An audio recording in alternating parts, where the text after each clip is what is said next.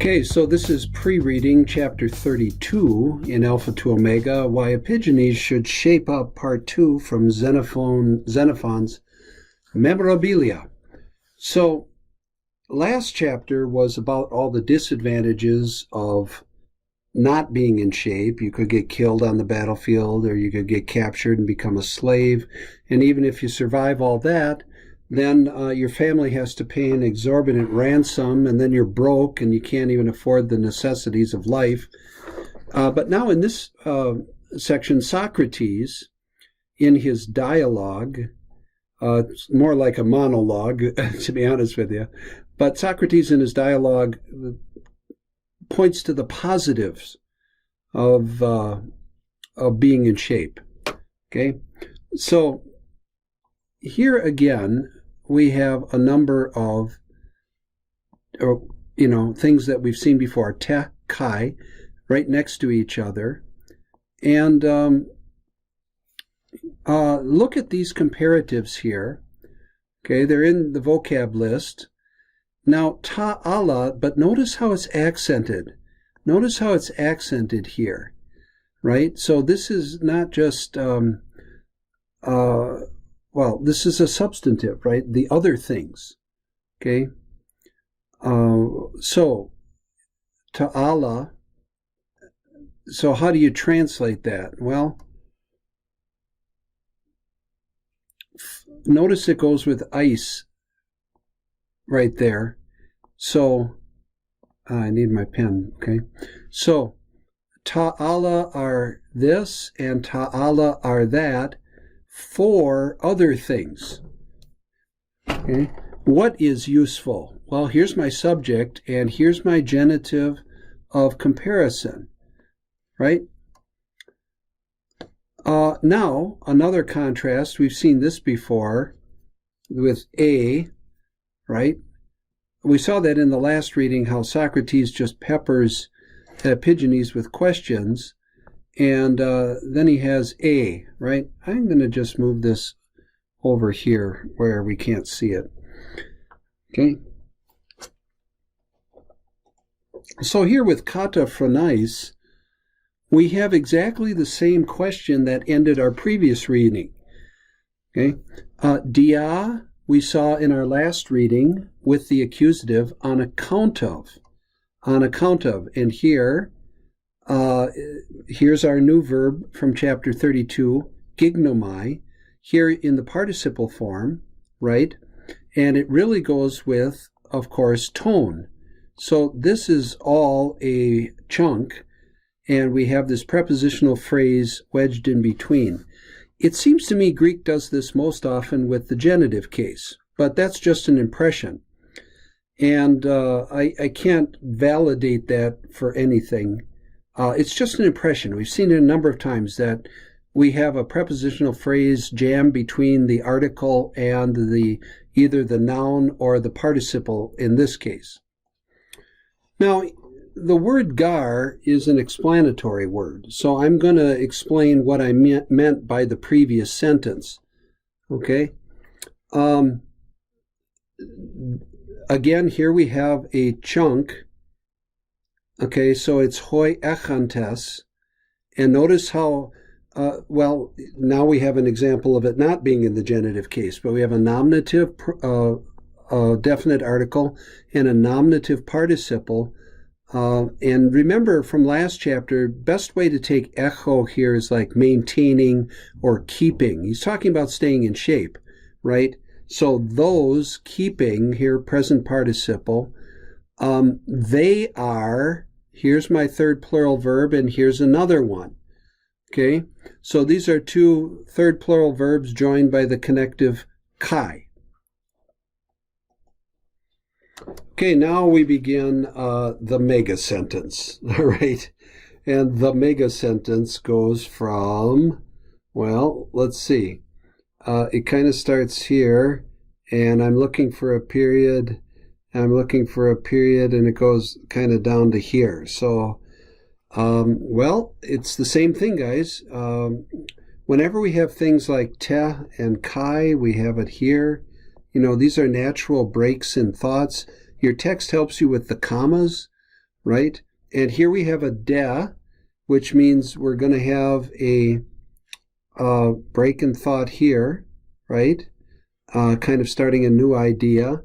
And what do we have? We have another te and a chi. Here's another chi and a chi and a te. Now, don't let that fool you because those are interchangeable. Sometimes it's te, chi, sometimes it's chi, te. But you treat them exactly the same way. And here's another chi, right? Okay. But otherwise, we just break it up as we normally break it up. So let's get after it, this sentence here. Now, so we have a men da construction. Okay, so here's the men, but where is the da? Well, in this case, here's the men and here's the da, and we have paloi men and paloi da. So those are going to be my two contrasts, and they are going to represent a break in thought, okay? So, I'm sorry, just think of it that way. There's a wall here. There's a wall. And then I'm going to go on with a new thought. So let's just take the first thought here. Okay. Now here we have, just chunk it. And here we have another prepositional chunk. Now, this really says out of the warlike struggles. That's very literal. But notice, what do we have here, guys? Is this active or middle passive? Okay. What is this ending? Okay. So out of the warlike struggles. So you can translate that something like out of the struggles of war or out of hostile circumstances or something like that. Now, remember, he's talking about the benefits of being in shape, and he's out on the battlefield again. Okay, zodzantai. Okay, zodzantai, third plural. And here, you know this ending now, os. Here we have an adverbial ending. Okay, and tapanta foiguzen. Now, foigo, of course, can mean to flee. But here the sense is more intransitive, right? That they escape. That they escape, right? That's the way I would translate it. Now, next group, here we have a double accusative chunk, but it's joined by te and kai. So, ophelusai, opheleo, right? What do they do on account of the good shape of their body? And many others, they are helpful, and even though these aren't dative, you kind of translate them with a dative sense. So they benefit or are helpful to sphilos kai ten patrida. Okay, yeah, new thought. And what do? Remember what comidzo means in the middle. Comidzo, what it means in the middle. Okay, so I would take this as a middle, and it'll translate best as a middle. Okay, and what is it? This is what they komidzantai. There's my object. And new thought, tekai, another double accusative or another accusative chunk.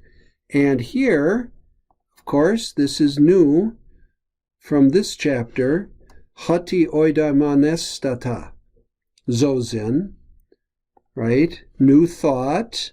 And now look at this, he'autu, remember that's the reflexive. Here, paisi. So this isn't in your vocab list, it should be, but this is from the noun pais, right? And you can tell what case it is from the article, okay? Tois paisi. And what do they do for them?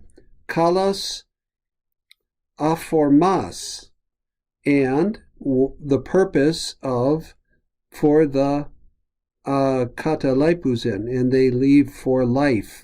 Okay, so here he's kind of talking about an inheritance. Okay, if you remain alive and do well on the battlefield and gain a good reputation, this is going to have a trickle-down effect for your entire life and for the life of your kids.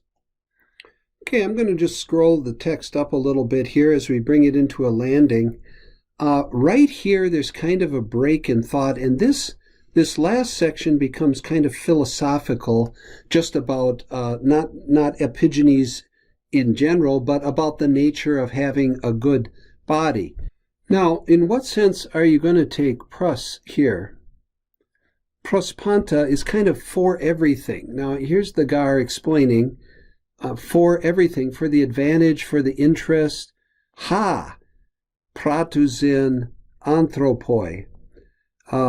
Here's my real subject. The body is kresimon. Okay? And this is just a general principle. Now he's going to give some examples of what he means about the body being useful.